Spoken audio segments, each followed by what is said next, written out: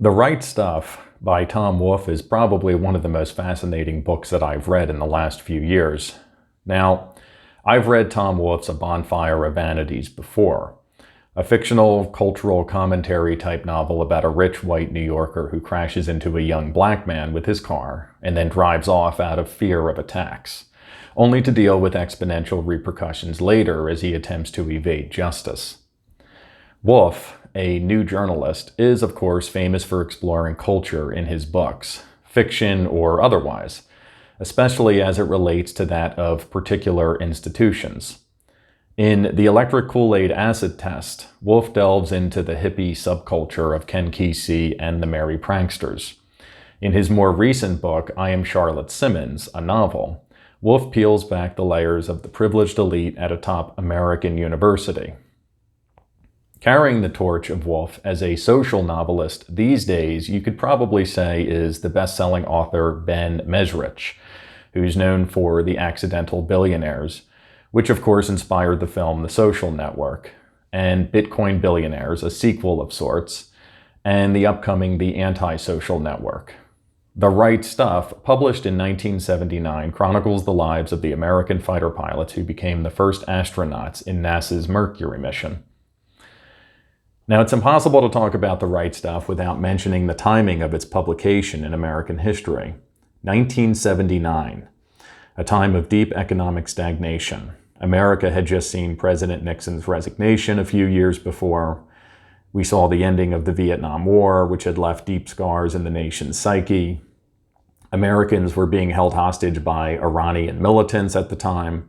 And at that point, many Americans were largely over some of NASA's greatest accomplishments. We'd landed on the moon 10 years prior, for instance, and in fact, we'd gone back several times. It was the time of the so-called anti-hero.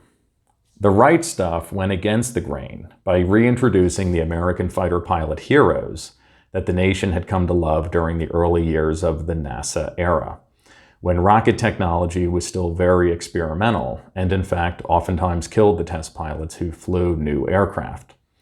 A lot of people forget that from the late 40s through the early 60s, we were in a real technological tug of war with the Soviets, and for a time, Russia was far ahead of the United States. And it really wasn't clear during a good part of the Cold War which side would ultimately come out ahead. It was believed that whoever controlled space would come to dominate the globe. There was some real fear amongst our governmental leaders and the American populace as well, some of which was real and some imagined, all of which, of course, was harnessed by the government to fund the early NASA program, and in the effort to beat the Soviets into space.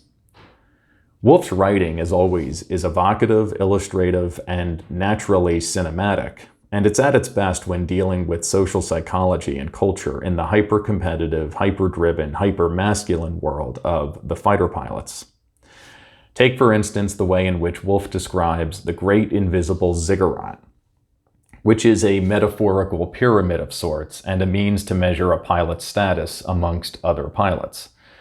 One's position on the ziggurat is critical and something a pilot is always striving to elevate.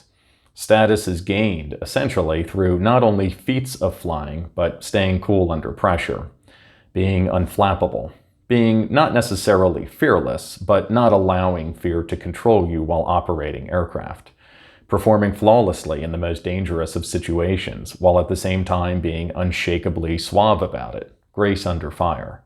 That's what it meant to have the right stuff. Now, at the top of the Great Invisible Ziggurat, at one point was Chuck Yeager, the pilot who broke the sound barrier in 1947. Over the course of the early NASA missions into space, known as Project Mercury, the fighter pilots chosen would each have a turn to reach the summit themselves, each demonstrating their own measure of the right stuff, as they performed in the different missions into space. Alan Shepard became the second man and the first American to go into space in 1961. John Glenn became the first American to orbit the Earth a year later. The Right Stuff covers an intense period of American history and profiles men who really were the best and the bravest in the world. Fighter pilots have to be in top physical and mental shape, able to undergo hundreds, even thousands of hours of intense training. You have to be willing to risk your life every day. At one point, something like 1 out of 4 pilots were killed while testing experimental aircraft. Think of the incredible sacrifice that requires of both the pilot and his family. These were all young men in their early 20s or early 30s, for the most part, and almost all of whom had wives and children staying with them on base during these flights, all while being paid a military wage, which was really not that much. This was a special group of people who did extraordinary things. Now, it would be impossible to run through everything Wolfe covers in this nonfiction novel, but these were definitely a few anecdotes and stories that I found interesting. Going back to Chuck Yeager, did you know that he broke the sound barrier with 2 broken ribs after a night of heavy drinking and horseback riding? Yes, horseback riding. See, Wolfe describes a culture of flying and drinking and driving that every pilot was generally expected to live up to if they wanted to demonstrate that they had the right stuff. It wasn't enough to just do amazing things in the air. It was much better if you could do it on 3 hours sleep, loaded up with coffee, and maybe still sloshed from leaving the bar at 3 in the morning. So the night before Chuck Yeager was scheduled to attempt to break the sound barrier in the new X-1 at Muroc Army Base, which later became Edwards Air Force Base, he had gone out drinking with his wife, and at some point decided to go horseback riding. Well, he got thrown from the horse when he crashed into a gate and wound up with 2 broken ribs. Now, having broken bones would obviously be a problem when flying in general. It was especially a problem considering the design of the cockpit of the X-1. The pilot had to secure the door to the cockpit from inside with his right arm, an almost impossible task for Yeager with his 2 broken ribs. So he had a janitor named Sam secretly cut off 9 inches from a broom handle so that he could use it as like a leverage to properly shut the door. I find this story really endearing because it combines classic American recklessness with classic American ingenuity. America may blunder or fail sometimes, but it always seems to rise up to the occasion with some out-of-left-field solution. You think of the ill-fated Apollo 13 mission, and how the NASA engineers and astronauts brilliantly MacGyvered their way out of that jam. Another fascinating factoid Wolfe shares in The Right Stuff is the dangerousness and unreliability of the cockpit ejection system in the early experimental aircraft. And this may actually still be the case. But in the event of an imminent crash at the time, a pilot was far from safe when they ejected from a doomed aircraft. And that was because when the seat ejected from the plane, it hit a wall of air that was almost like hitting a solid substance. Pilots lost limbs, joints, even had the skin torn from their faces. Some were even killed by the force of hitting the air wall itself. Remember, when you eject from an aircraft, you're still traveling at the same speed, only you're not protected from the air current as you are behind the thick glass of the cockpit. Ejection was actually so hazardous that most pilots simply chose to stay with the aircraft in the attempt to control or mitigate a possible crash, no matter how lost the cause appeared. Now imagine that for a second. You're strapped to a giant rocket, basically with your life in your hands, with no fail-safe, no secure, safe means of exiting in the event of a catastrophic failure, which happened a lot.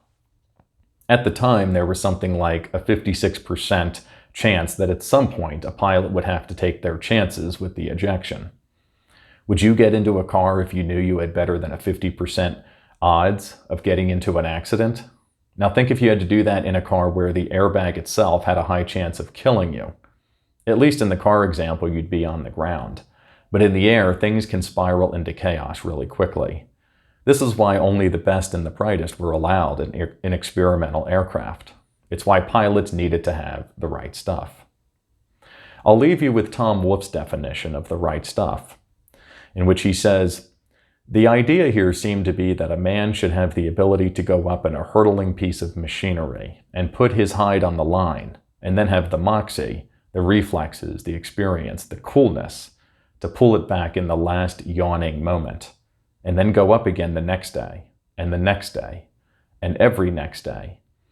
And ultimately, in its best expression, to do so in a cause that meant something to thousands, to a people, a nation, to God."